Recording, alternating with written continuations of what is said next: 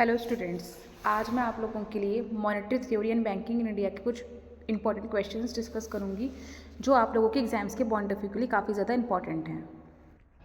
So the first question is which of the following is not a function of commercial bank. इन चार options में से कौन सा ऑप्शन है जो कमर्शियल बैंक का फंक्शन नहीं है? Issue of traveller cheque, creation of credit, operation of note या नन ऑफ दीज। तो इसका आंसर है operation of note. Operation of note ऐसा ऑप्शन है, एक ऐसे टर्म है जो हमारी किसकी कमर्शियल बैंक की फंक्शन को प्ले नहीं करती है। Okay, second question is broad money क्या है? Broad money is M1, M2, M3 या M4। तो ब्रॉड मनी हमारी क्या है?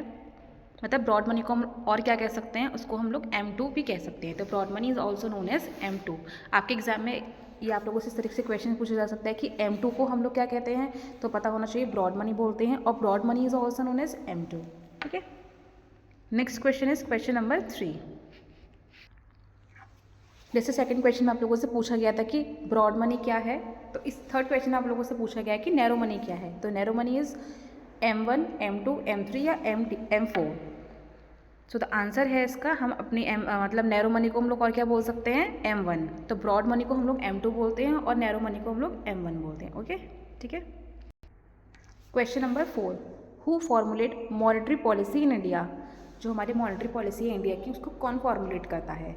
Central bank, commercial bank, government of India या नन ऑफ दीज। तो देखिए आप, कमर्शियल बैंक, सेंट्रल बैंक्स जो हैं हमारी मॉनेटरी पॉलिसी इन इंडिया को फॉर्मुलेट करती है। ठीक है, इसका मैंने आपको हिंदी में भी दे दिया है। Next question is question number 5, who controls credit in India. Option है IFCI, B IDBI, C SBI या D RBI। Answer is RBI। आप लोगों से फिफ्थ क्वेश्चन में पूछा गया था कि who controls credit in India, कौन कंट्रोल करता है हमारा क्रेडिट इन इंडिया, वो करता है हमारा RBI। ठीक है, next question is question number 6।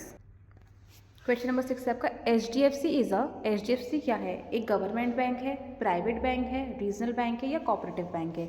तो HDFC हमारी प्राइवेट बैंक है। पूछ सकते हैं आप लोगों से HDFC की फुल फॉर्म भी पूछ सकते हैं, या फिर आप लोगों से पूछ सकते हैं कि HDFC कब इस्टेब्लिश हुआ था। तो आप लोग इसको एक बार देख के जाइएगा कि HDFC हमारी एक प्राइवेट बैंक है, क्या इसकी फुल फॉर्म है, क्या इसकी क्या कहते हैं इस्टेब्लिश्ड ईयर है। ठीक है, ये इसका आंसर आ गया कि HDFC हमारी एक प्राइवेट बैंक है। Question number 7, fully secured financial instrument is called.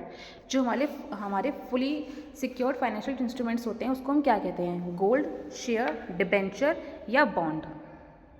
पूरी तरह से सुरक्षित वित्तीय उपकरण क्या कहलाता है? स्वर्ण, अंश, ऋणपत्र या बॉन्ड। तो ये क्या कहलाता है हमारा? डिबेंचर्स कहलाता है। ठीक है, next question is question number 8, financial intermediary primary securities. मतलब जो हमारी फाइनेंशियल इंटरमीडिएटरीज हैं वो क्या करती हैं? सेल एंड बाय या नन ऑफ दीज। तो इसका आंसर आएगा हमारा, जो हमारी वो होती हैं फाइनेंशियल इंटरमीडिएट्स होती हैं वो क्या करती हैं? सेल और बाय करते हैं किसको? प्राइमरी सिक्योरिटीज़ को। ठीक है, next question is question number 9, which of the following is not a development bank. ये चार ऑप्शंस में से ऐसी कौन सी बैंक है जो डेवलपमेंट बैंक नहीं है? IDBI, IFCI, SIDBI या RBI। तो RBI हमारी किसी भी तरीके से डेवलपमेंट बैंक नहीं है, ये हमारी सेंट्रल बैंक है। IDBI, IFCI और SIDBI हमारी क्या है? डेवलपमेंट बैंक है। ठीक है, question number 10, in which account facility of cheque is not provided by bank. ऐसा कौन सी अकाउंट है जो कि हमारी चेक की फैसिलिटीज़ प्रोवाइड नहीं कराता है या करती है? तो ऑप्शन है current account, fix deposit account, saving account या नन ऑफ दीज। तो इसका आंसर आएगा, हिंदी क्या है इसकी, किस खाते में बैंक द्वारा चेक की सुविधा नहीं दी जाती है? चालू खाता, सावधि जमा खाता, बचत खाता, इनमें से कोई नहीं। तो हमारा इसका आंसर क्या है? फिक्स डिपॉजिट अकाउंट एक ऐसा अकाउंट है जो इस तरीके की जो फैसिलिटीज़ है वो प्रोवाइड नहीं कराती है। ठीक है, ये क्वेश्चन आप लोगों के एग्जाम्स के लिए बहुत ज़्यादा इंपॉर्टेंट है। तो आप जब भी आपका पेपर है इसका मॉनिटरी का 4 को है, तो आप इसको प्लीज़ एक बार देख के ज़रूर जाइएगा, इंपॉर्टेंट हैं सारे क्वेश्चन ये। Next question, question number 11, from which year RBI started controlling NBFCs। किस ईयर में हमारी RBI ने स्टार्ट कर दिया था NBFCs पे कंट्रोल करना? Option A since 1961, option B 1962, option C 1963, option D 1964। तो हमारी RBI ने कब स्टार्ट किया था रूल करना या कंट्रोल करना वो तुम्हारा सिंस 1961 से, ठीक है। नेक्स्ट क्वेश्चन है क्वेश्चन नंबर 12। सिप क्या है? SIP is a mode of regular investment, name of mutual fund, brand of T stock या नन ऑफ दीज। तो SIP हमारा क्या है? मोड है, क्या? रेगुलर इन्वेस्टमेंट का एक मोड है। तो पूछ सकते हैं आप लोगों से, फुल फॉर्म पूछ सकते हैं इसकी क्या है, या फिर आप लोगों से पूछ सकते हैं कि SIP क्या है। तो SIP क्या है? हमारा एक मोड है रेगुलर इन्वेस्टमेंट का, mode of regular. Question number 13, establishment of state industrial development corporation was done by. जो आपकी स्टेट इंडस्ट्रियल डेवलपमेंट कॉर्पोरेशन किसके द्वारा इस्टेब्लिश किया था, कि क्या वो किसके द्वारा इस्टेब्लिश की जाती हैं, ठीक है। मिनिस्ट्री ऑफ फाइनेंस के, वेरियस स्टेट्स, सेंट्रल गवर्नमेंट या नन ऑफ दीज। क्वेश्चन 13, राज्य औद्योगिक विकास निगमों की स्थापना द्वारा की गई थी। इसका आंसर है हमारा वेरियस स्टेट्स के द्वारा जो हमारा इस्टेब्लिश किया गया था, ठीक है।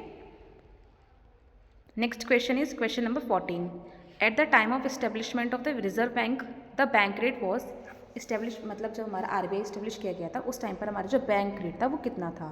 3%, 4%, 5% या 6%। इसका आंसर हमारा आएगा 3% था हमारा। RBI की जब हमारी स्थापना हुई थी, जब क्या कहते हैं वो इस्टेब्लिश किया गया था, तो बैंक रेट हमारा कितना था? 3%, ठीक है।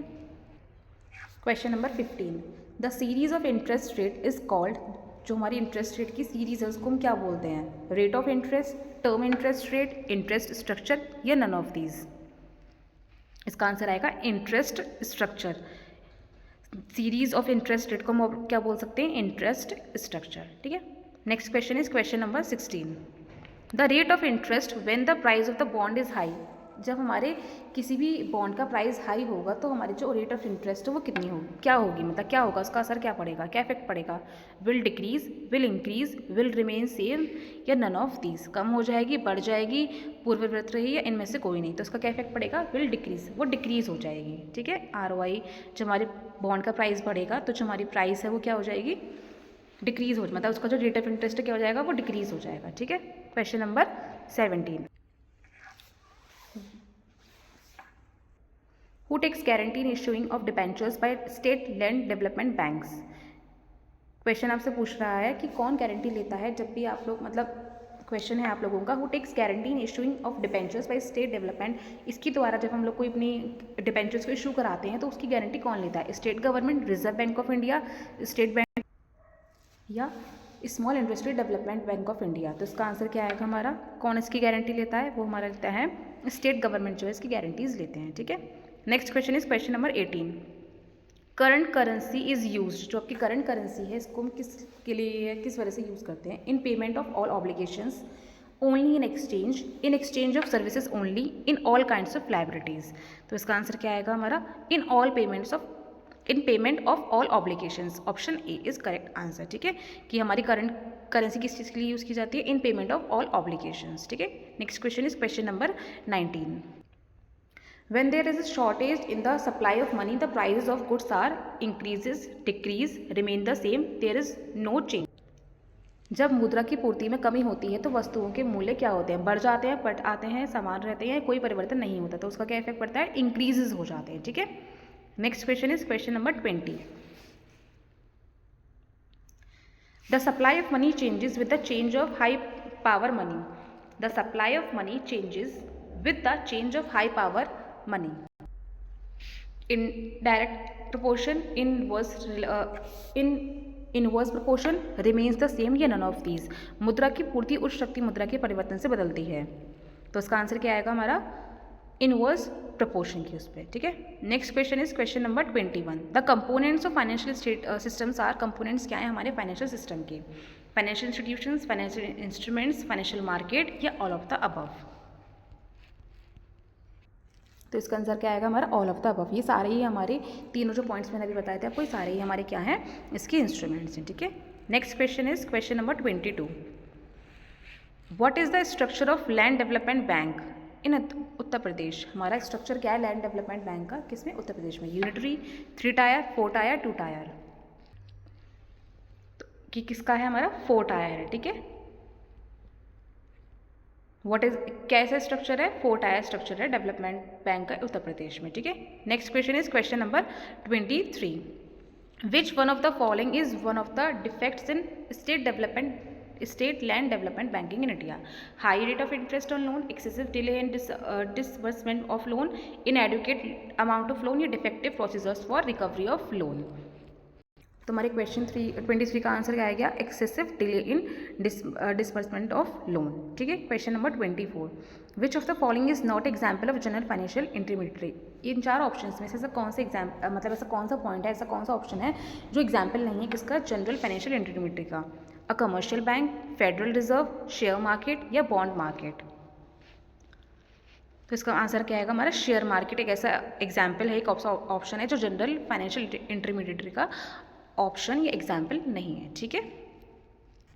Question number 25, interest is not given by the bank on saving account, on fix deposit account, on current account, on recurring deposit account. तो जो हमारी इसमें क्वेश्चन में पूछा गया है 25 में, जो हमारी इंटरेस्ट है वो जो बैंक जो हमारी इंटरेस्ट इनमें से कौन सा अकाउंट पे नहीं देती है?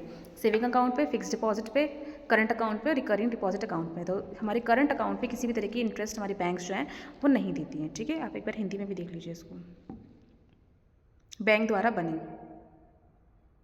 ठीक है. तो आपकी आज की क्लास के 25 क्वेश्चंस मैंने डिस्कस किए हैं जो कि क्लास के लिए आपके मतलब एग्जाम्स के लिए काफ़ी ज़्यादा इंपॉर्टेंट हैं. तो एग्जाम में जाने से पहले इन वीडियोस को, इसकी 3 सेट आएंगे, उसको अच्छी तरीके से आप लोग देख के जाइएगा. ठीक है. इंपॉर्टेंट क्वेश्चंस हैं. एग्जाम में जाने से पहले इस वीडियो को, उन क्वेश्चंस को काफ़ी अच्छे तरीके से देख के जाइएगा और समझ के जाइएगा, पढ़ के जाइएगा. ठीक है. Thank you.